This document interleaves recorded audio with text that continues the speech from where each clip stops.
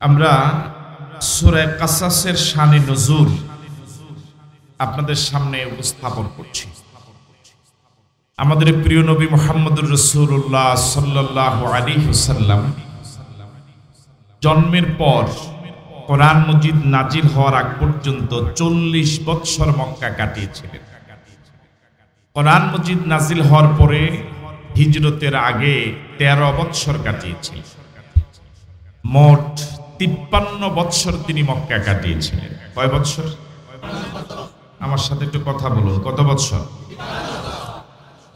জন্মের পর থেকে কোরআন মজিদ নাজিল হওয়ার আগ পর্যন্ত এই সুদীর্ঘ 40 বছর রাসূল করিম সাল্লাল্লাহু আলাইহি ওয়াসাল্লাম মক্কার লোকদের চোখের সুরমা ছিলেন, মাথার তাজ ছিলেন, জনপ্রিয়তা ছিল একেবারে তুঙ্গে। গোটা মক্কায়, গোটা পৃথিবীতে রাসূলের একজন শত্রু ছিল। হাটে বাজারে, পথে প্রান্তরে, শহরে বন্দরে, অলিতে গলিতে সর্বত্রই রাসূলের প্রশংসা ছিল। মক্কার কাফের এবং মুশরিকদের কাছে তিনি এতই প্রশংসিত ছিলেন, এতই বিশ্বস্ত এবং আস্থাশীল ছিলেন, মক্কার তৎকালীন কাফের এবং মুশরিকেরা তাদের দলীয় নেতাদের কাছে টাকা পয়সা, দিনার এবং দিরহাম আমানত রাখত না, বরং আব্দুল্লাহর এতিম ছেলে মুহাম্মদ সাল্লাল্লাহু আলাইহি ওয়াসাল্লামের কাছেই তারা তাদের দিনার এবং দিরহাম আমানত রাখত। তারা অন্তত এতটুকু বুঝতো যে আবু জেহেল, আবু লাহাব ওদেরকে নেতা মানে, কিন্তু আমার নেতার চরিত্র কি পরিমাণ খারাপ এটা অন্তত আমরা জানি। আপনারা কি আছেন এখানে? পৃথিবীর সব কর্মীরাই কিন্তু, জাগতিক দলগুলোর কর্মীরা কিন্তু তাদের নেতাদের চরিত্র সম্পর্কে খুব ভালোই জানে, কিন্তু বলে না শরমে। ভাসুরের নাম সবাই জানে কিন্তু মুখে নেয় না। নেতাদের চরিত্রের কথা সবাই জানে যে আমার নেতা এত খারাপ, ওকে নেতা মানেই কিন্তু আমার টাকাগুলো সে আমানত রক্ষা করবে না। এই জাতীয় নেতা এখন আর অবশ্য দেশে নাই। আপনারা কি আছেন? দেখেন, কথাই বলে না। এই জাতীয় নেতা কি এখন পৃথিবীতে আছে? রাসূল করিম সাল্লাল্লাহু আলাইহি ওয়াসাল্লামকে মক্কার কাফের এবং মুশরিকরা আল আমিন উপাধি দিয়েছিল, সবচেয়ে বিশ্বস্ত উপাধি দিয়েছিল। যে রাসূল এত জনপ্রিয় ছিলেন, এত প্রশংসিত ছিলেন, কোরআন মজিদ নাজিল হওয়ার পরে সেই জনপ্রিয়তায় ধস নামলো, বিরোধিতা শুরু হলো, চরম বিরোধিতা শুরু হলো। রাসূল রাস্তা দিয়ে হাঁটতে গেলে পথে কাঁটা দিত। রাসূলকে ওরা এমন কোন গালি নেই যে গালি রাসূলকে ওরা দেয়নি। রাসূলকে পাগল বলেছে, কবি বলেছে, গণক বলেছে, জাদুকর বলেছে, অশ্রাব্য ভাষায় গালি দিয়েছে। যে দেহ মোবারকে মশা এবং মাছি বসা হারাম ছিল, ওই দেহ মোবারকে তারা পাথরের আঘাতে আঘাতে রক্ত ঝরিয়েছে। রাসূল করিম সাল্লাল্লাহু আলাইহি ওয়াসাল্লামকে মক্কার কাফের এবং মুশরিকেরা শিয়াবে আবি তালেবে 3 বছর জেলে আবদ্ধ করে রেখেছে। বলুন তো, এই অবস্থাগুলো কি কোরআন মজিদ নাজিল হওয়ার আগে না নাজিল হওয়ার পরে? তাও আমি বুঝাতে পারি নাই, নাজিল হওয়ার আগে না পরে? রাসূল হাঁটতে গেলে ওরা পাথর মারে, রাসূল সেজদা দিতে গেলে আল্লাহকে ওরা উটের নাড়ি ভুঁড়িগুলো পিঠে চাপা দিয়ে হত্যা করার পরিকল্পনা নেয়। রাসূল করিম সাল্লাল্লাহু আলাইহি ওয়াসাল্লামকে ওরা 3 বছর জেলে আবদ্ধ করে রেখেছিল। রাসূল করিম সাল্লাল্লাহু আলাইহি ওয়াসাল্লামকে সর্বশেষ মক্কার কাফের এবং মুশরিকেরা তারা তাদের তৎকালীন সংসদে দারুন দোয়া বৈঠক করে সিদ্ধান্ত নিয়েছিল মুহাম্মদকে তারা হত্যা করে ফেলবে। হত্যা করার জন্য যুবকদেরকে প্রস্তুত করা হলো এবং রাষ্ট্রীয়ভাবে মোটা অঙ্কের আকর্ষণীয় লোভনীয় পুরস্কার ঘোষণা করা হলো। যুবকদেরকে পাওয়া গেল। রাসূল করিম সাল্লাল্লাহু আলাইহি ওয়াসাল্লামকে হত্যা করার সিদ্ধান্ত নিয়ে যুবকেরা মোটা অঙ্কের লোভনীয় পুরস্কারে পুরস্কৃত হওয়ার আশায় রাসূল করিম সাল্লাল্লাহু আলাইহি ওয়াসাল্লামের হুজরার চারপাশে তারা অবরোধ করে রেখেছে, ঘেরাও করে রেখেছে। এই সংক্ষিপ্ত বিবরণ যতটুকু দিলাম আপনাদের কাছে এবার জিজ্ঞাসা, এই অবস্থায় কি মক্কায় থাকার মতো কোনো পরিবেশ তার আছে? আপনারা কি আমার কথা বুঝেন? দেখেন কথা বলে, এই অবস্থায় কি মক্কায় থাকার মতো কোনো পরিবেশ আছে? আল্লাহ রাব্বুল আলামিন রাসূল করিম সাল্লাল্লাহু আলাইহি ওয়াসাল্লামকে হিজরতের সিদ্ধান্ত জানালেন। রাসূল করিম সাল্লাল্লাহু আলাইহি ওয়াসাল্লাম ওই অবরুদ্ধ অবস্থায় রাতের গভীর অন্ধকারে একজন মাত্র সঙ্গী আবু বকর সিদ্দিক রাদিয়াল্লাহু তাআলা আনহুকে সাথে নিয়ে 420 কিলোমিটার উপর পথ, কণ্টকাকীর্ণ পথ, কষ্টকর পথ পাড়ি দিয়েছিলেন তখন যখন তার বয়স হয়েছিল 53 বছর। রাসূল করিম সাল্লাল্লাহু আলাইহি ওয়াসাল্লাম যে জন্মভূমি ছেড়ে চলে যাচ্ছেন 53 বছর পরে, এই মক্কায় তার জন্মভূমি, এই মক্কায় তার আব্বার বাড়ি, এই মক্কায় রাসূলের দাদার বাড়ি, এই মক্কায় রাসূলের শ্বশুর বাড়ি, এই মক্কায় রাসূলের ঘর বাড়ি, এই মক্কায় রাসূল করিম সাল্লাল্লাহু আলাইহি ওয়াসাল্লামের শিশুকাল, কিশোরকাল, যৌবনকাল, জীবনের 53টি বছরে মক্কা কাটালেন। 53 বছর পরে ছেড়ে চলে যাওয়ার সময় মায়া লাগার কথা, কথা বলে না কেন? আবার এই মক্কায় রয়েছে আল্লাহর ঘর। রাসূল চলে যেতে বাধ্য হয়েছেন, কিন্তু যাওয়ার সময় বারবার আল্লাহর ঘরের দিকে ফিরে তাকাচ্ছিলেন। নিজের জন্মভূমির মায়ায় বারবার ফিরে তাকাচ্ছিলেন। হিজরতের পথে একটু যাওয়ার পরে রাসূলের মনে যখন বড্ড আবেগ, বড্ড ভালোবাসা মক্কার প্রতি, তখন আল্লাহ রাব্বুল আলামিন হযরত জিবরাইলকে পাঠিয়ে 88 আয়াত 9 রুকু সম্বলিত সূরা কাসাস একসাথে নাজিল করেছেন। তাহলে এই সূরা মক্কি সূরাই শুধু নয়, মক্কি জীবনের সর্বশেষ সূরা। এরপরে মক্কি জীবনে আর কোন সূরা নাজিল, এমনকি এই সূরা হিজরতের পথে নাজিল হওয়া সূরা। মক্কা থেকে হিজরত করে যখন মদিনায় রওনা হলেন তখন নাজিল হয়েছিল এই সূরা। আমি কি কথা বুঝতে পারলাম? আল্লাহ রাব্বুল আলামিন এই সূরা নাজিল করে রাসূল করিম সাল্লাল্লাহু আলাইহি ওয়াসাল্লামকে সান্ত্বনা দিয়েছেন।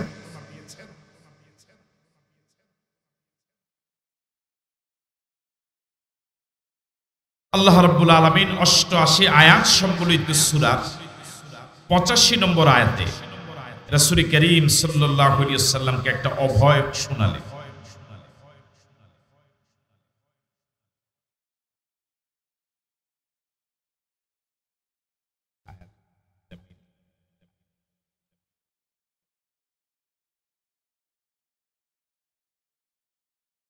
আল্লাহ রাব্বুল আলামিন বলেন, ইন্নাল্লাযী ফারাদা আলাইকাল কুরআনা লারাদ্দুকা ইলা মাআদিন। নবী হে, মক্কার কাফের এবং মুশরিকেরা আপনার প্রতি চরম জুলুম করে আপনাকে দেশ থেকে যে তারা বাধ্য করেছে, এই বিষয়টা আমি আল্লাহর অজানা নয়। আমি আল্লাহ আপনাকে কথা দিচ্ছি, ইন্নাল্লাযী ফারাদা আলাইকাল কুরআন, যে আল্লাহ আপনার প্রতি কোরআন নাজিল করেছেন, ওই আল্লাহ সময়ের ব্যবধানে আবার আপনাকে মক্কায় ফিরে আনবে। জোরে বলেন আল্লাহু আকবার। রাসূল কিন্তু এখনো মদিনায় যান নাই, মাত্র যাওয়া শুরু করেছেন, কিছু দূর গেলেন। আল্লাহ মদিনায় যাওয়ার আগেই রাসূলকে কথা দিয়েছেন, নবী হে, আপনি মদিনায় যান, কোনো পেরেশান হবেন না, নিশ্চিন্তে ভাবে যান। আমি আল্লাহ আপনাকে কথা দিচ্ছি, কিছুদিনের ব্যবধানে আমি আবার আপনাকে জন্মভূমি মক্কায় ফিরিয়ে আনব। আল্লাহ কি তার কথা রেখেছেন? মাত্র 8 বছরের ব্যবধানে, যে রাসূল 8 বছর আগে গিয়েছিলেন রাতের আধারে, সঙ্গে নিতে পারেন নাই অসংখ্য সাহাবীকে, নিয়েছিলেন মাত্র একজনকে। 8 বছরের ব্যবধানে এবার রাসূল রাতের আধারে নয়, মক্কায় এবার রাসূল আসলেন, আবার জন্মভূমিতে ফিরে আসলেন দিনের আলোতে। এবার সঙ্গে একজন নয়, এবার সঙ্গে 10,000। আল্লাহ কি ওয়াদা রক্ষা করেন? ওয়াদা রক্ষা করেন। 8 বছর পরের ইতিহাস আপনারা জেনে এটাকে খুব সহজ মনে করেছেন, এটাই স্বাভাবিক। কিন্তু 8 বছর আগের যাওয়ার পরিবেশটা একটু কল্পনা করেন। যার দলীয় শক্তি এত দুর্বল যে সাহাবায়ে কেরাম মক্কার কাফের এবং মুশরিকদের সাথে মোকাবেলা করে রাসূলকে মক্কা রাখার মতো অবস্থা। আপনারা কি আমার কথা বুঝতেছেন? আর্থিকভাবে ওদের সাথে মোকাবেলা করার মতো অবস্থা নাই। ওদের ষড়যন্ত্র মোকাবেলা করে মক্কায় সাহাবায়ে কেরাম এবং রাসূল টিকে থাকার মতো অবস্থা নাই। ওরা যখন সংসদে আইন করেছে রাসূলকে হত্যা করবে, তাদের এই আইনের মোকাবেলায় নতুন করে কোনো কর্মসূচি দিয়ে রাজপথ গরম করে মক্কার ওই কাফের এবং মুশরিকদের সাথে সমান্তরালভাবে রাজনৈতিক কর্মসূচি দিয়ে মক্কায় টিকে থাকার মতো কোনো অবস্থা, অস্ত্রের দিক থেকে কাফের এবং মুশরিকদের সশস্ত্র অবস্থার মতো সাহাবায়ে কেরামের অবস্থা নাই। তাহলে এত দুর্বল অবস্থায় যিনি রাতের আধারে চলে যেতে বাধ্য হলেন একজন মাত্র সঙ্গী নিয়ে, তাকে আবার আল্লাহ পাক বলছেন সময়ের ব্যবধান আমি আবার আপনাকে মক্কায় আনবো। আপাতত দৃষ্টিতে বর্তমানে এই চরম দুর্বল এবং অসহায় অবস্থার পর্যালোচনা করলে বোঝা যায় মক্কায় আবার আসা এটা সম্ভব না। বুঝলেন না? যিনি এত দুর্বল যে থাকতেই পারেন না, তিনি আবার মক্কায় আসবেন, আপাতত দৃষ্টিতে এটাকে সহজ মনে হয় না কঠিন মনে হয়? সম্ভব মনে হয় না অসম্ভব মনে হয়? হ্যাঁ, কিন্তু আল্লাহ পাক বলছেন না আমি আবার আপনাকে আনবো। যেহেতু সিদ্ধান্ত দিলেন আল্লাহ, আল্লাহর জন্য অসম্ভব বলতে কিছুই আল্লাহ এনেছেন। ঠিক নয় কি? এই কথাগুলো আল্লাহ রাব্বুল আলামিন আমাকে আপনাকে ১৫০০ বছর পরে এই রায়শ্রীতে এই আল্লাহর বান্দাদেরকে শোনানোর কি প্রয়োজন? শোনানোর প্রয়োজন এটাই যে ওই ১৫০০ বছর আগে রাসূলের সেই চরম দুরবস্থার কথা তোমরা যারা রাসূলের উম্মত, বর্তমান পৃথিবীতে তোমাদের এরকম চরম দুরবস্থা, বাংলাদেশি মুসলমানদের চরম দুরবস্থা, তোমরা এখন শাসিত, তোমরা এখন চরম মাজলুম, যে আল্লাহ আমি রাসূলকে আবার মক্কায় বিজয়ের বেশে এনেছি, তোমরা যদি সেই রাসূলের আদর্শের অনুসারী হও, তোমাদেরকে আমি আল্লাহ বিজয়ের মালা গলায় পরিধান করাবো।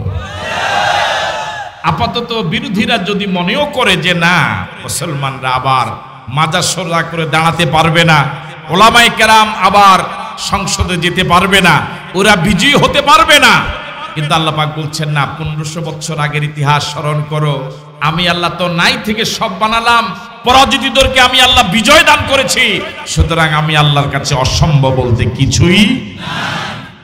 সাহস কমছে না বাড়ছে? ওনার তো কোনোটাই হয়নি। ওই দেখুন আপনি কি আসেন এখানে? সাহস কমছে না বাড়ছে? কিছুক্ষণ থাকবে তো সাহস। আল্লাহ রাব্বুল আলামিন এই সূরার শুরুতে রাসূলকে যে 85 নম্বর আয়াতে অনেক পরে গিয়ে বললেন আমি আবার আপনাকে মক্কায় আনবো। বিগত দিনে এরকম অনেক ইতিহাস আছে, পরাজিত যারা, পৃথিবীতে সবচেয়ে দুর্বল যারা, ওদেরকে আমি আল্লাহ বিজয় দান করেছি। এরকম কয়েকটা উদাহরণ আল্লাহ পাক দিয়ে রাসূলের ইতমিনান বাড়াচ্ছেন, রাসূলের সাহস বাড়াচ্ছেন। আল্লাহু আকবার বলবেন না? এর মাঝে একটা ইতিহাস হলো হযরত মূসা আলাইহিস সালাতু ওয়াস সালামের ইতিহাস। কার? মূসা আলাইহিস সালাতু ওয়াস সালাম একমাত্র নবী যার জন্মের আগেই ফেরাউন সরকার তার বিরুদ্ধে রাষ্ট্রীয় আইন করেছিল তাকে দুনিয়াতেই আসতে দিবে না। মনোযোগ আছে আপনাদের? দুনিয়াতে আসার পরে আইন করেছেন, আসার আগে? তাহলে রাষ্ট্রীয় আইন হয়েছে মূসাদেরকে আসতেই দিবে না। কিন্তু আল্লাহ পাক রাষ্ট্রের সকল ষড়যন্ত্রকে নস্যাৎ করে, রাষ্ট্রের আইনকে পদদলিত করে, পরাজিত করে আল্লাহ রাব্বুল আলামিন মূসাকে শুধু দুনিয়াতে আনেনি নাই, মূসাকে নবী বানিয়ে মূসার হাতে ফেরাউনের পরাজয় ঘটেছে। আল্লাহ রাব্বুল আলামিন বলেন ওয়া আওহাইনা ইলা উম্মি মূসা আন আরদিহি ফাইদা খিফতি আলাইহি ফালকিহি ফিল ইয়াম্মি ওয়া লা তাখাফি ওয়া লা তাহজানি ইন্না রাদ্দুহু ইলাইকি ওয়া জাইলুহু মিনাল মুরসালিন। আল্লাহু আকবার। তৎকালীন ফেরাউন সরকার তার ক্ষমতার জন্য প্রতিদ্বন্দ্বী মনে করে, ক্ষমতার জন্য ক্ষতিকর মনে করে মূসাকে দুনিয়াতে আসতে দিবে না। রাষ্ট্রীয় আইন করেছে, ছেলে সন্তান হলে মেরে ফেলতে হবে। আল্লাহ রাব্বুল আলামিন বলেন, ফেরাউনদের সে সকল কালো আইনকে আমি আল্লাহ পরাজিত করে হযরত মূসাকে দুনিয়াতে আনলাম। মূসা দুনিয়াতে আসার পর মূসার মা চিন্তিত না পুলকিত? কম না বেশি? সন্তান দুনিয়াতে আসার দেওয়ার মালিককে? জীবন দেওয়ার মালিককে? জীবন নেওয়ার মালিককে? আল্লাহ রাব্বুল আলামিন কাউকে যদি জীবিত রাখার সিদ্ধান্ত নেন, শুধু ফেরাউন নয়, গোটা পৃথিবী যদি তাকে মারার পরিকল্পনা নেয়, পারবে? আল্লাহ যদি কাউকে মারার সিদ্ধান্ত নেন, গোটা পৃথিবী যদি মিলে সিদ্ধান্ত নেয় তাকে বাঁচাবে, পারবে? জীবন এবং মরণের মালিককে? আল্লাহ রাব্বুল আলামিন মূসার মাকে বলেন, ওহী পাঠিয়ে বলেন, আদেশ দিয়ে বলেন, তোমার দায়িত্ব হলো সন্তান ভূমিষ্ঠ হওয়ার পরে শুধু তাকে দুধ খাওয়ানো তোমার দায়িত্ব, জীবন দেওয়া তোমার দায়িত্ব নয়, জীবন নেওয়া তোমার দায়িত্ব নয়। আমার কাজ নিয়ে তুমি টেনশন করো না, আমার কাজ আমার হাতে ছেড়ে দাও, তোমার কাজ দুধ খাওয়ানো, তুমি এই কাজে নিয়োজিত হও। পৃথিবীর অধিকাংশ মানুষ নিজের দায়িত্বের ব্যাপারে এত মাথা ঘামায় না, অন্যের দায়িত্বের ব্যাপারে যত মাথা ঘামায়। ঠিক নয় কি? নিজের ছেলে মেয়ে বরবাদ হয়ে গেল, মাদক সেবী হয়ে গেল, চরিত্রহীন হয়ে গেল, এই ব্যাপারে কোনো পেরেশানি নাই। আরেকজনের ছেলে একটু অ্যান্ড্রয়েড মোবাইল চালায়, এটা নিয়ে সারাক্ষণ সমালোচনা। এই জাতীয় লোক সমাজে কম না বেশি? বিগত দিনে ইসলামী আন্দোলনের ব্যাপারে, এই দলটার ব্যাপারে ওই মুরব্বী দলটা যত পেরেশান ছিল, নিজের দলের ব্যাপারে এত পেরেশান ছিল।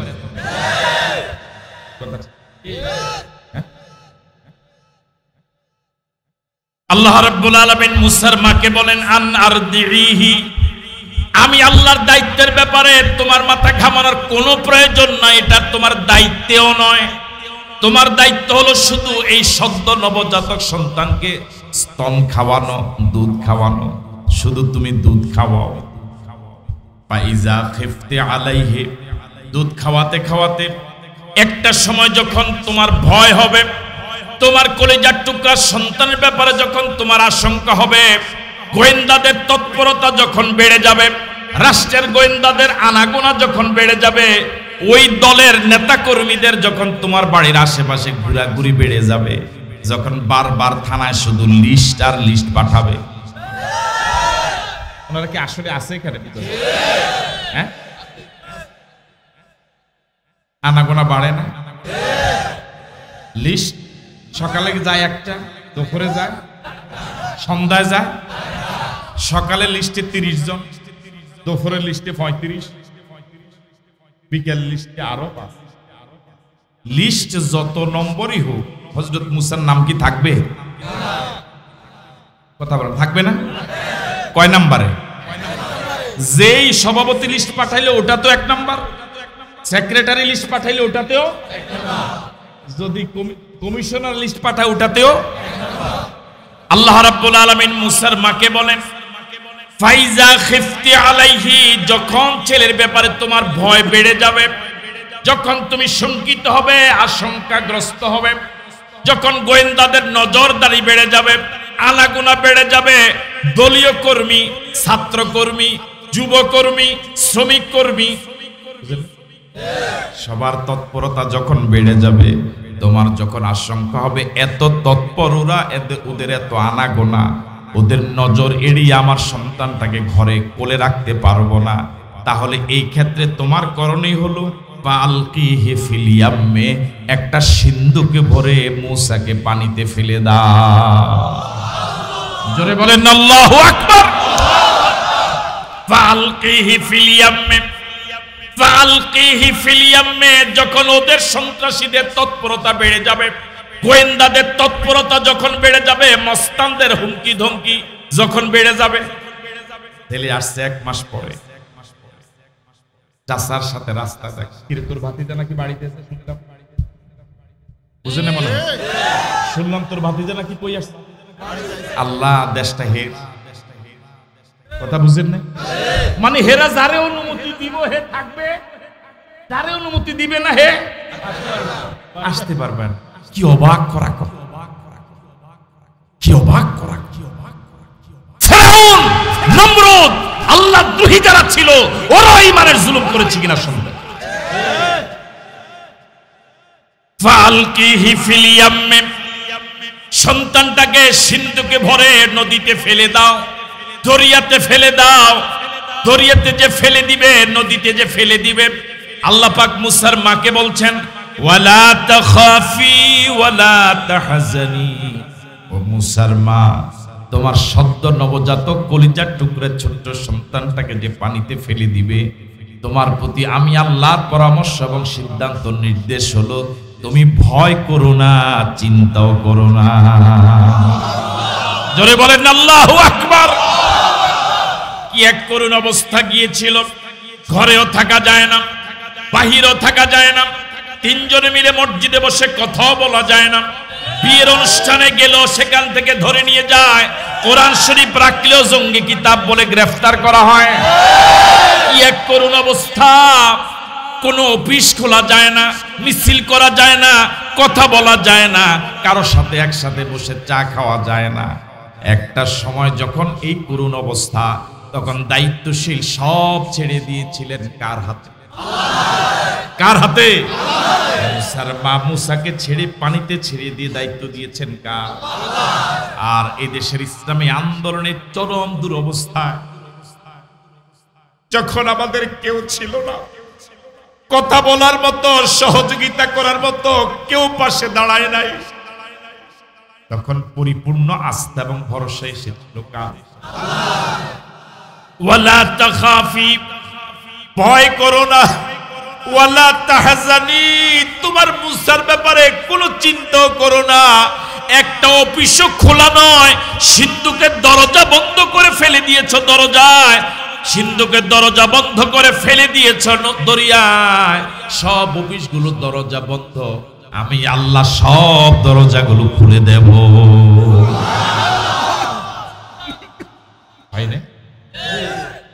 ওয়ালা তাখাফি, ভয় করো না, ওয়ালা তাহজানি, ও মুসলমান চিন্তা করো না, আমি আল্লাহ তোমাকে কথা দিচ্ছি,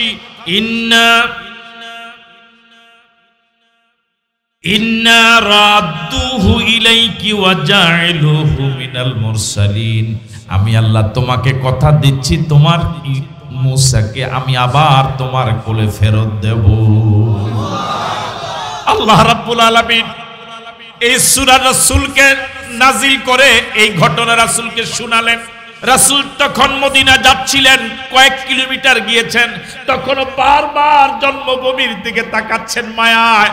তখন আল্লাহ সূরা নাজিল করে রাসূলকে সান্ত্বনা দিয়ে বলেন, নবী হে, আমি যে আল্লাহ মুসাকে নদীতে ফেলে দেওয়ার পর আবার মুসার মায়ের কাছে ফেরত দিয়েছি, আমি আল্লাহ আপনাকে মদিনা নেওয়ার পর আবার মক্কায় ফেরত দেব। আল্লাহ আছে না নাই? বিশ্বাস হয় না?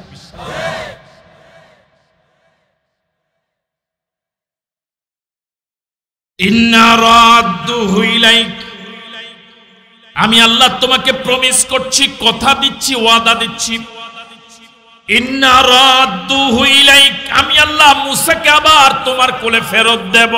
দিছে? তাই না?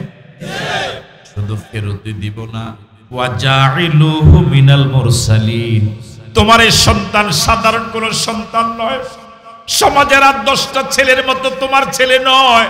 আমি আল্লাহ কথা দিচ্ছি, তোমার ছেলেকে তোমার কোলে শুধু ফেরতই দিব না, ওয়া জাইলুহু মিনাল মুরসালিন, আমি আল্লাহ তোমার মুসাকে, তোমার সন্তানকে নবী বানাবো। জোরে বলেন আল্লাহু আকবার। শুধু দরজায় খুলবে না, অফিসের তালাই খুলবে না, শুধু মিছিল মিটিং এ হবে না, শুধু উন্মুক্ত পরিবেশে সমাবেশে হবে না, আবার রাষ্ট্র ক্ষমতা তোমাদেরকে দেবে।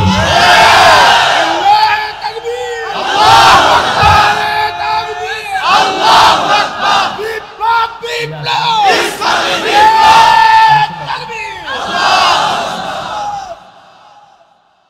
ওয়াজাইলুহু মিনাল মুরসালিন, ওয়াজাইলুহু মিনাল মুরসালিন। তখন কথাটা কেমন অবিশ্বাস্য মনে হয়েছে। তখন কথাটা আল্লাহ যখন মুসার ব্যাপারে কথা বলেন, তখন মুসা পানিতে, ছোট্ট একদিনের শিশু পানিতে ভাসমান। আল্লাহ কেমন কথা বললেন, আবার তোমার কাছে ফেরত দেব, একে আমি নবী বানাবো। তখন এরকম অসহায় একজন ছেলের ব্যাপারে এরকম ঘোষণা স্বাভাবিক মনে হয়েছে না অস্বাভাবিক মনে হয়েছে? কিন্তু আল্লাহ সব ক্ষমতার মালিক, তিনি ফেরত দিয়েছেন, আবার নবীও বানিয়েছে। সে আল্লাহর উপরে পরিপূর্ণ আস্থা আছে তো? আল্লাহ রাব্বুল আলামিন বলেন, ফালতাকাতাহু আলু ফিরআউনা লিয়াকুনা লাহুম আদুওয়ান ওয়া হাযানা। আল্লাহু আকবার। এখন ঘাটে গিয়ে যখন দেখে হঠাৎই অভিনব একটা কিছু, এটা ফেরাউনের পরিবারের সদস্যরা নতুন কিছু মনে করে এটাকে কুড়ালো, কুড়িয়ে এটা বাড়িতে নিয়ে বাক্সটা খুলে দেখে কি চমৎকার এক শিশু। ছোট বাচ্চাদের প্রতি তো সকলেরই মায়া থাকে, আরো যদি তিনি নবী হন, নিষ্পাপ, বেগুনা, মাসুম, তাহলে কার না মায়া লাগবে? ছোট বাচ্চাদের প্রতি তো মানুষের মায়া এমন, শত্রুর ছোট্ট বাচ্চাকেও কিন্তু শত্রু কোলে নিতে পছন্দ করে। হযরত মুসা আলাইহিস সালামকে ঘরে নিয়ে পরিবারের সব সদস্যরা মায়ায় মুসার প্রতি এক আনন্দঘন পরিবেশের সৃষ্টি হলো ফেরাউনের।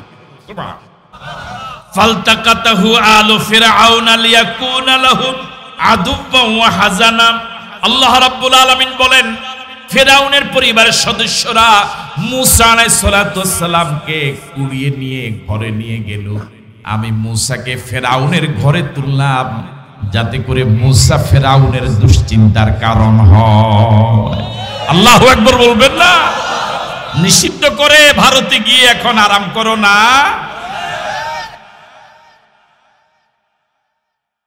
যে মুসাকে দুনিয়াতে আসতে দিবে না আইন করেছে, এই মুসা তোমার তখতে তাউস ধ্বংস করে তোমাকে পরাজিত করে দুনিয়া থেকে বিদায় করবে। এবং আল্লাহ তোমাকে এমন শুটকি বানাবে, পৃথিবীর সব শুটকি বিড়ালে খায়, তোমাকে বিড়ালও খাবে না। পৃথিবীর সব শুটকিতে মাছি বসে, তোমার শুটকিতে মাছি বসে। আল্লাহ রাব্বুল আলামিন বলেন, ইন্না ফিরআউনা ওয়া হামানা ওয়া জুনুদাহুমা কানু খাতিন। অনুবাদ শোনার আগে বলেন আল্লাহু আকবার। মুসা আলাইহিস সালামকে ফেরাউনের জন্য দুশ্চিন্তার কারণ আল্লাহ কেন বানালেন? আল্লাহ পাক বলেন, ফেরাউনও খারাপ, ফেরাউনের প্রধানমন্ত্রী হামানও খারাপ। দুইজনের যত বাহিনী আছে, ছাত্র, যুবক, কৃষক, শ্রমিক, সব খারাপ। কে বলছেন? আল্লাহ রাব্বুল আলামিন বলেন, ইন্না ফিরআউনা, নিশ্চয় ফিরআউন, ওয়া হামানা, এবং ফিরআউনের প্রধানমন্ত্রী যার নাম হামান, ওয়া জুনুদাহুমা, এবং এই দুইজনের যত বাহিনী আছে, যত ক্যাডার বাহিনী আছে। দুইজন কি একই সরকারের প্রধানমন্ত্রী এবং প্রেসিডেন্ট না? একই দলের না? কিন্তু আল্লাহ পাক বলে জুনুদাহুমা, তাদের দুইজনের বাহিনী। তার মানে এইগুলোর দল এরকম, নেতা যত গ্রুপ তত। কথা কয় না কেন? নেতা যত গ্রুপ তত। এই ইতিহাস তাদের আগেও ছিল, অবশ্য এখন নাই, এখনো আছে। ওয়া জুনুদাহুমা, এবং উভয়ের যত বাহিনী আছে আল্লাহ পাক তাদের ব্যাপারে বলেন কানু খাতিন। ফেরাউন, হামান এবং তার সব বাহিনী সবগুলো পাপিষ্ট, সবগুলো খারাপ। এবার বলুন তো, ফেরাউন এবং হামানের দলের কয়জন ভালো? ওর কথা কয় না কেন? আল্লাহ পাক বলে কানু খাতিন, সবগুলো বাজে, সবগুলো পাপিষ্ট, সবগুলো অপরাধী। কিন্তু আপনি বলেন যে না, দলটা খারাপ হলেও এই লোকটা কিন্তু ভালো। এরকম বলার মতো লোক আছে না নাই? এবার বলুন তো, ফেরাউনের দলের, হামানের দলের কয়জন নেতা ভালো? কয়জন কর্মী ভালো? কে বলেছেন? কোন সূরায়? কত নম্বর সূরা? এই তো বলে গেছে। কত নম্বর সূরা? কত আয়াত? কত রুকু? মাক্কি না মাদানী? এবার সবাই একসাথে বলুন সে সূরার নাম। ওয়াকালাত ইমরাতু ফিরআউনা কুররাতু আইনিন লি ওয়ালাক। আছেন তো? এখন হযরত মুসা আলাইহিস সালাতু ওয়াস সালাম কোথায়? আপনি কি কল্পনা করেছেন যাদেরকে দুইজন এক জায়গায় দেখলেই গ্রেফতার করা হতো, যাদের নামটা পর্যন্ত গোটা দেশবাসীর কাছে চরম ঘৃণিত ভাবে সকল মিডিয়াতে এক যুগে 1.5 যুগ পর্যন্ত প্রচার করেছে, দেশ থেকে বিতাড়িত হওয়ার সাথে সাথে ওই দলের প্রধানকে, আমি ওটা বলি নাই, ওই ইসলামী আন্দোলনের প্রধানকে একদম সরকার ডেকে, সেনা প্রধান ডেকে মেহমান করে। সব ক্ষমতার মালিক আরো জোরে বলেন কে? আল্লাহ রাব্বুল আলামিন বলেন ওয়াকালাত ইমরাতু ফিরআউনা কুররাতু আইনিন লি ওয়ালাক। এবার হযরত মুসার বাক্স সিন্ধুক খোলা না বন্ধ? হযরত মুসাকে দেখে ফেরাউনের স্ত্রীর বড্ড মায়া লেগে গেল। একে তো মায়ের জাত, আবার দীর্ঘ দাম্পত্য জীবনে তাদের ছেলে মেয়ে হয় নাই। দীর্ঘ দাম্পত্য জীবনে ফেরাউনের স্ত্রী আম্মু ডাক জীবনে কোনোদিন শুনে নাই। ফেরাউন এত কপাল পড়া, কোনোদিন আব্বু ডাক শুনে নাই। এই ছোট্ট বাচ্চা দেখে এবার ফেরাউনের স্ত্রী বলল কুররাতু আইনিন লি ওয়ালাক, এই ছোট্ট ছেলেটা আমার এবং তোমার নয়নের পুতলি, আমার এবং তোমার নয়নমণি। আল্লাহু আকবার বলবেন না? দীর্ঘ দাম্পত্য জীবনে কোনোদিন আব্বু ডাক শুনি নাই, কোনোদিন আম্মু ডাক শুনি নাই। কুররাতু আইনিন লি ওয়ালাক, সন্তান আমার এবং তোমার নয়ন জুড়াবে। আল্লাহু আকবার, চক্ষু শীতল করবে। আল্লাহু আকবার বলবেন না? আমার ভাইয়েরা, আসলে ইসলামী আন্দোলনকে ওরা যতই গালি দেখ, মনে মনে একান্তে নিজেরা যখন বলে বসে, তখন কিন্তু বলে এই ছেলেটাকে যত খারাপই জানি, তাকে দেখলে বড্ড মায়া লাগে। কথা বলে ঠিক নয় কি? আমারও তো একটা ছেলে আছে, তার দিকে তাকালেই মেজাজ গরম হয়, কিন্তু ওই ছেলেটা যদিও শিবির করে, তারে দেখলে মায়া লাগে। বুঝেন না মনে কথা? যে মুসাকে মারার জন্য আগে আইন করে, ওই ফেরাউনের বউ কয় মুসারে দেখলে মায়া লাগে। চক্ষু কি হয়ে যায়? কুররাতু আইনিন লি ওয়ালাক, কুররাতু আইনিন লি ওয়ালাক, এই সন্তান আমাদের চক্ষু শীতল করবে, আমাদের নয়ন জুড়াবে। আল্লাহু আকবার। লা তাকতুলুহু। এবার ফেরাউনের স্ত্রী ফেরাউনকে এবার বলছে হযরত মুসার ব্যাপারে, স্ত্রী কিন্তু জানে স্বামীর চরিত্র কেমন। কথা বলে না? সব স্ত্রী কিন্তু জানে স্বামী কয় নাম্বার। এই দেশে এরকম অনেক নেতা আছে, যে নেতার স্ত্রী নেতা নির্বাচনে দাঁড়াইলে ভোট দেয় না। কথা কয় না? পাবলিকে ভোট দেয়, কিন্তু বউয়ে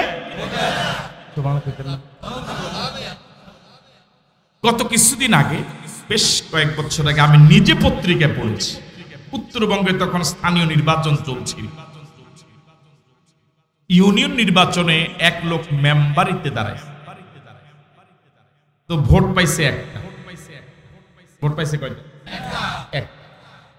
ভোট পাওয়ার পরে, রেজাল্ট ঘোষণার পরে সর্বপ্রথম বাড়িতে গিয়ে বউরে কিলেন শুনি। কারে কিলেছ? তো হে কয় আমার কিলাও কা। তুই ভোট দিলি না যে। বুঝেন নাই? তুমি বুঝলা কেমনে? ভোট পাইছি, এটা তো আমারটা, তো তোরটা কই? এটা কি শুধু মেম্বারের ক্ষেত্রে না চেয়ারম্যানের ক্ষেত্রেও? শুধু চেয়ারম্যানের ক্ষেত্রে না, এমপির ক্ষেত্রেও? এই দেশে স্টেজে উঠলে বহু লোক পাতলা পাজামা গায়ে দিয়ে মাথায় টুপি পরে কি সুন্দর ওয়াজ করে জনগণকে বুঝায়, ওদের চরিত্র আবু জেহেল থেকেও খারাপ।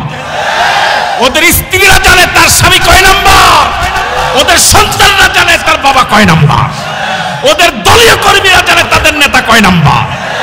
এদের হাতে দেশ নিরাপদ নয়, এদের হাতে স্বাধীনতা নিরাপদ নয়।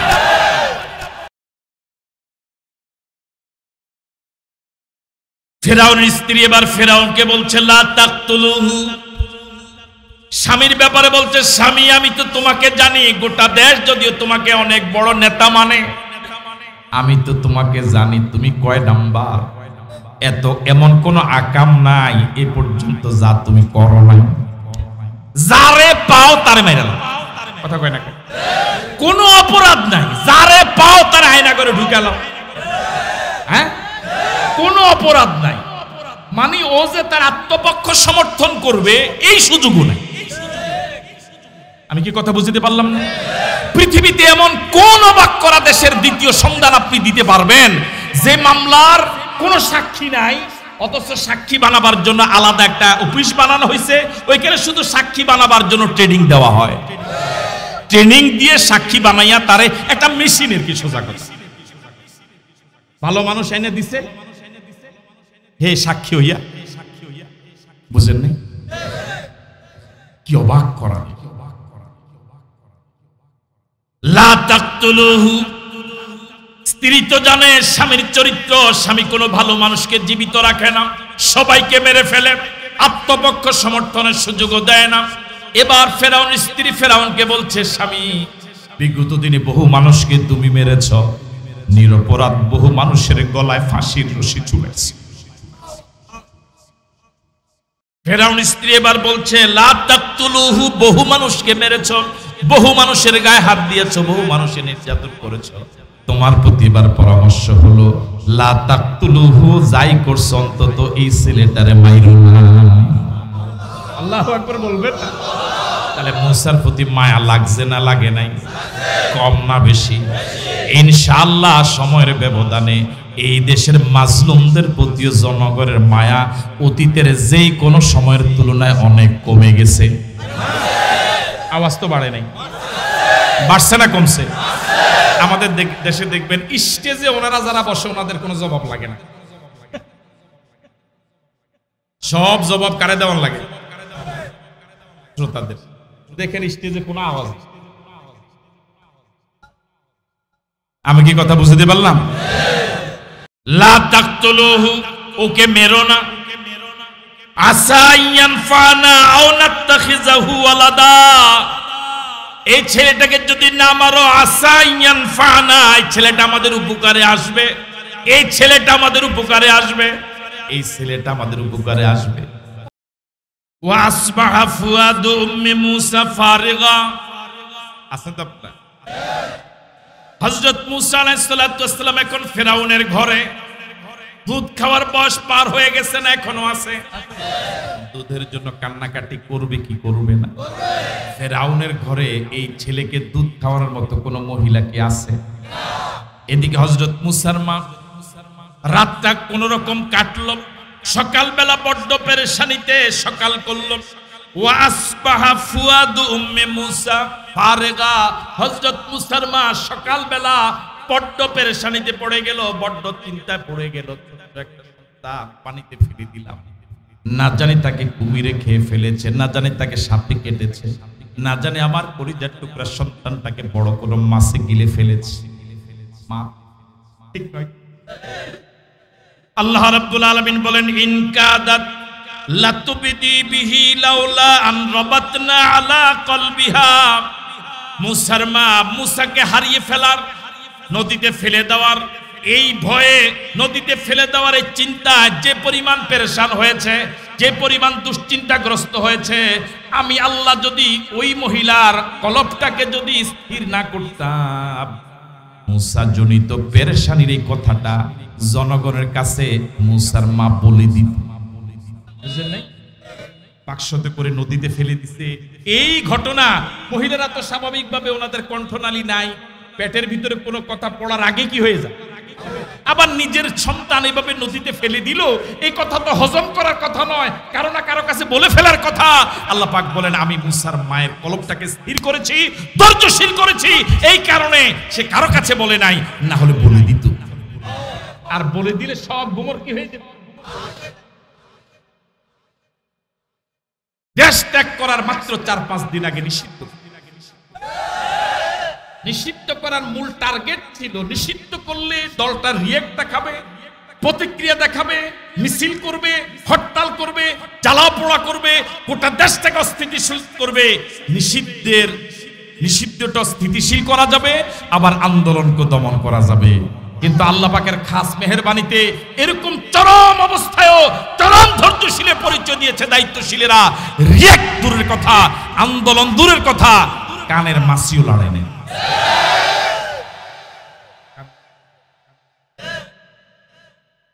মানে এরকম একটা ঘটনা যে বাংলাদেশে ঘটছে মনে ঘটেই, হ্যাঁ, তখন গোটা দেশ এইভাবে বুঝিয়েছে কারে নিষিদ্ধ করছেন, কারে কি করছেন, এটি হুলনের আপনার টাইম নাই, আমনে যাব। ঠিক আছে কথা? তাহলে চরম ধৈর্যশীলতার পরিচয় আল্লাহু আকবার বলবেন না? এই চরম ধৈর্যশীলের রেজাল্ট কি আল্লাহ দিছে না দেয় নাই? নিষিদ্ধ করার মাত্র 5 দিনের ভিতরে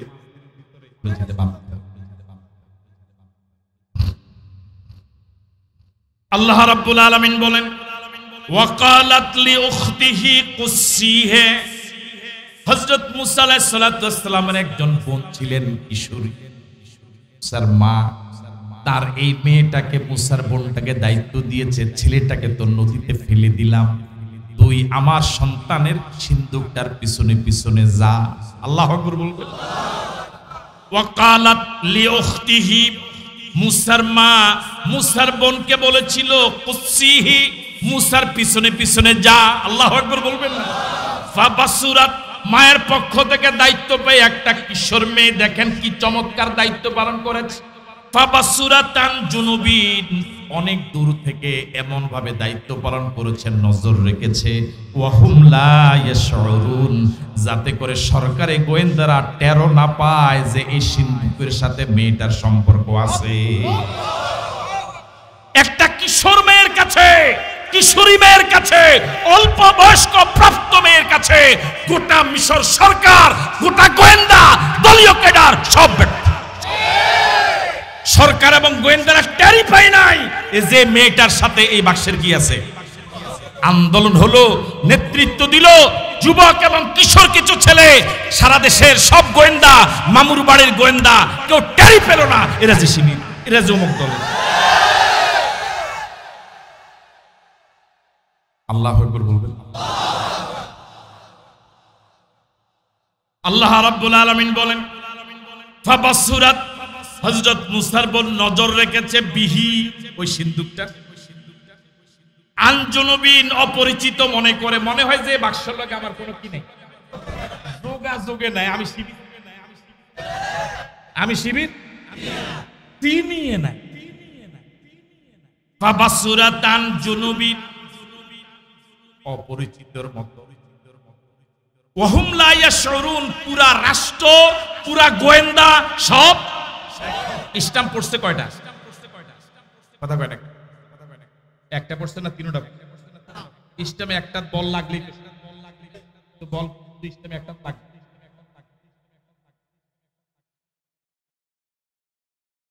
ওয়া হারামনা আলাইহিল মারাজিআ মিন ক্বাবলু, পিছনে পিছনে মুসার বোন এখন একদম রাজ দরবারে। আল্লাহু আকবার বলবেন। শুধু ভাইয়ে যায় না, লগে কে গেছে? হ্যাঁ, ভাই থাকলে না যাইবে, ভাই তো নাই, শুধু দুই বোন। ওয়া হারামনা আলাইহিল মারাজিআ, হযরত মুসা আলাইহিস সালাতু ওয়াস সালামের দুধের বড্ড প্রয়োজন।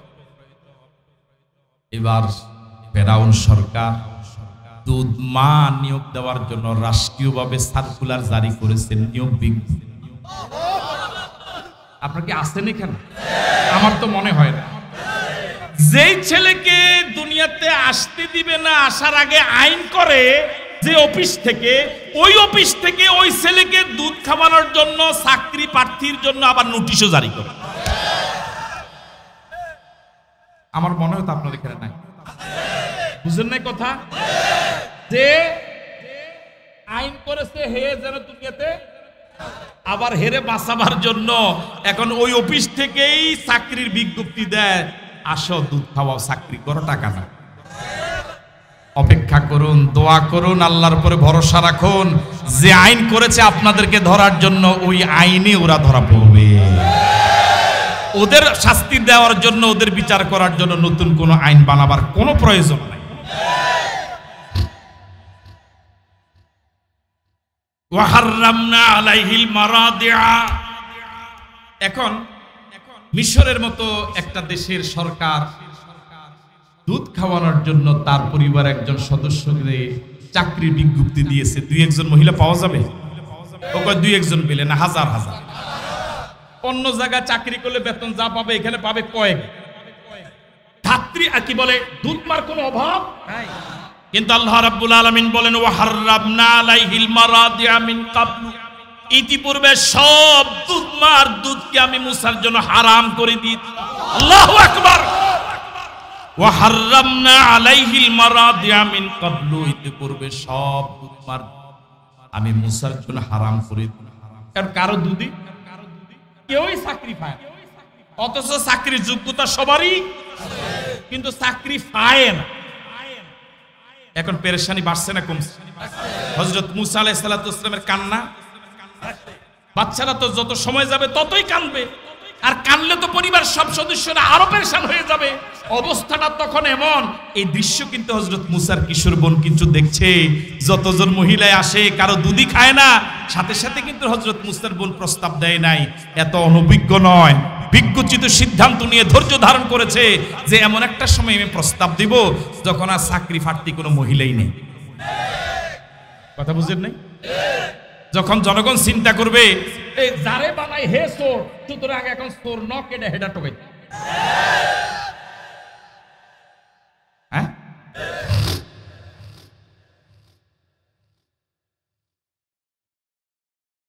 ফাকালাত, মুসার বোন কি এখানে আছে? সব চাকরি প্রার্থীরা যে ফেরত যায় এটাকে দেখতেছে। হযরত মুসার কান্না যে বেড়ে যাচ্ছে এটাকে দেখতেছে। ফেরাউনের স্ত্রী এবং পরিবার সদস্যদের ব্যস্ততা বেড়ে গেছে এটাকে দেখতেছে। এখন কি এই ট্যাবলেট দিলে খাবে? কথা কেন খাবে? ফাকালাত, যখন হযরত মুসাকে নিয়ে গোটা সরকার চরম কি হয়ে গেল। এখন এতদিন পর্যন্ত মুসারে নিয়ে পেরেশানি ছিল, এখন মুসা তাগরে নিয়ে খেলে। আল্লাহু আকবার বলবেন না? এখনো মুসার কিন্তু জবান খোলার বয়স হয় নাই, হাঁটার বয়স হয় নাই, এই বয়সে গোটা সরকার নিয়ে খেলতেছে। আল্লাহু আকবার। খেলে না, বরং কানে ধরে ঘুরায়। কে কে? হযরত মুসা এই বয়সে ফেরাউন, হামান, ফেরাউন স্ত্রী সবাই কানে ধরে ঘুরায়।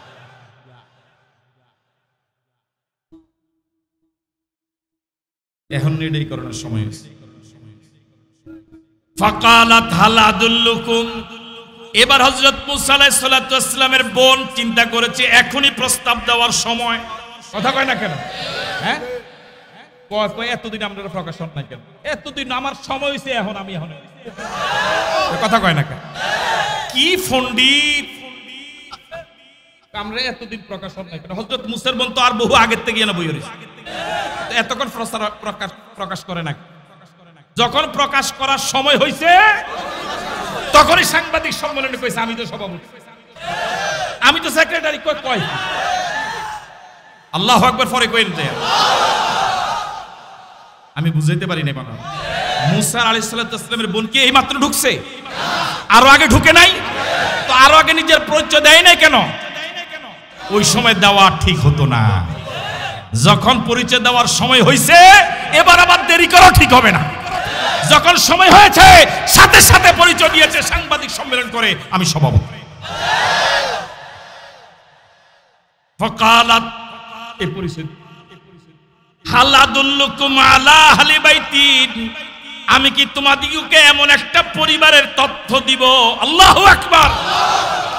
তোমরা চাচ্ছ শুধু একজন মহিলা, একজন দুধমা, আমি তোমাদেরকে শুধু একজন দুধমার তথ্যই দিব না, আমি তোমাদেরকে পুরো একটা পরিবারের তথ্য দিতে পারবো। ইয়াকুলুনাহু লাকুম, যে পরিবার সব সদস্য তোমাদের পক্ষ থেকে এই ছেলের তত্ত্বাবধান করবে। শুধু একজন নয়, এমন একটা পরিবারের তথ্য আমি দিতে পারবো, সন্ধান দিতে পারবো। এমন একটা পরিবারকে চাকরির জন্য আমি অফার করতে পারবো, যে পরিবারে একজন নয়, দুইজন নয়, পরিবারের সব সদস্য তোমাদের পক্ষ থেকে এই ছেলেটার লালন পালনের দায়িত্ব নিবে। আল্লাহু আকবার। শুধু দায়িত্বই নিবে না, টাকার বিনিময়ে চাকরি মনে করে শুধু দুধই খাওয়াবে না, ওয়া হুম লাহু নাসিহুন। ওই পরিবারের যত সদস্য আছে সব সদস্য এই ছেলেটার চরম হিতাকাঙ্ক্ষী। আল্লাহু আকবার। হযরত মূসা আলাইহিস সালাতু ওয়াস সালামের পরের প্রস্তাবে এমন ভাবে খুশি হলো ফেরাউনের পরিবার, সাথে সাথে হযরত মূসা আলাইহিস সালাতু ওয়াস সালামের মাকে আনা হলো, হযরত মূসা আলাইহিস সালাতু ওয়াস সালামকে মায়ের কোলে ফেরত দেওয়া হলো। আল্লাহু আকবার বলবেন না? আল্লাহ যে বহু আগে বলেছেন ইন্না রাদ্দুহু ইলাইকা মুসারমা, মুসাকে ফেলে দাও, গোয়েন্দাদের আনাগোনা বেড়ে গেলে নদীতে ফেলে দাও, আমি আল্লাহ কথা দিচ্ছি তোমার মুসাকে তোমার কোলে ফেরত দিব। দিছে? ফেরত দিছে। পৃথিবীতে একমাত্র মা হযরত মূসা আলাইহিস সালাতু ওয়াস সালামের মা, যিনি নিজের সন্তানকে দুধও খাওয়াইছে আবার সরকারি বেতনও। জোরে বলেন আল্লাহ। নিজের ছেলের দুধও খাওয়া আবার বেতন সব করে আল্লাহ। সে আল্লাহ এখন আছে না নাই? রাসূল করিম সাল্লাল্লাহু আলাইহি ওয়াসাল্লাম দেখুন আগের কথাটার সাথে মিলান, শানে নুজুলের সাথে। রাসূল একমাত্র সঙ্গে আবু বকর সিদ্দিককে সাথে নিয়ে বড্ড খারাপ পথে চোখের পানি দিয়ে বারবার তাকাচ্ছিলেন মক্কার দিকে। রাসূল করিম সাল্লাল্লাহু আলাইহি ওয়াসাল্লাম মক্কা থেকে এই কিছু দূর গেলেন, আল্লাহ পাক তখনই সূরা নাজিল করে বলেন, রাসূল আপনি পেরেশান হচ্ছেন কেন? যে মুসাকে দুনিয়াতে আসার আগেই মেরে ফেলার আইন করেছে, ওই আমি আল্লাহ পানিতে ফেলে দেওয়ার পর আবার মুসার মায়ের কোলে ফেরত দিয়েছি, নবী বানিয়েছি। আমি তো সে আল্লাহ এখনো আছি, আমি আল্লাহ আপনাকে আবার মদিনা থেকে মক্কায় ফেরত আনবো। সে আল্লাহ কি এখন আছেন? আগের মতো আছেন? কিছুটা দুর্বল হয়ে গেছে মনে হয়। আগের মতোই আছেন? সুতরাং বাংলাদেশের এই মাজলুমদেরকে সে আল্লাহ বিজয় দিতে পারেন কি পারেন না? বর্তমান এই পরিবর্তিত পরিস্থিতিতে যতটুকু বিজয় এসেছে এটা চূড়ান্ত বিজয় নয়। চূড়ান্ত বিজয় হবে, বৈষম্য দূর হবে, ইনসাফ কায়েম হবে যেদিন কোরআনের রাজ কায়েম হবে। আমরা কি চাই আমাদের প্রিয় মাতৃভূমি বাংলাদেশ কোরআন দিয়ে চলুক? এটা কি চাই? কারা কারা চাই দু হাত তুলে দেখায়।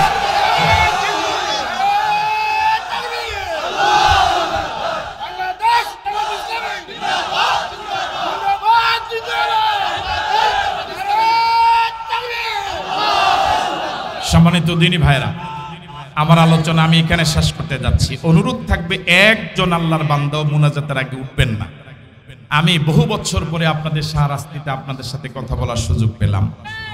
তো এই জন্য আমাদের আজকের প্রধান অতিথি, যিনি আপনাদের প্রিয় মানুষ, এই জনপদের গণমানুষের প্রিয় মানুষ, অধ্যাপক আবুল হুসাইন ভাই, যিনি আপনাদের ভোট নির্বাচিত সাবেক সফল ভাইস চেয়ারম্যান ছিলেন, তিনি আপনাদের সাথে কিছু কথা বলবেন। তারপরে ইনশাআল্লাহ আমরা মুনাজাত করে বিদায় হব। এই আহ্বান রেখে আমার আলোচনা শেষ করছি। আসসালামু আলাইকুম ওয়া রাহমাতুল্লাহ।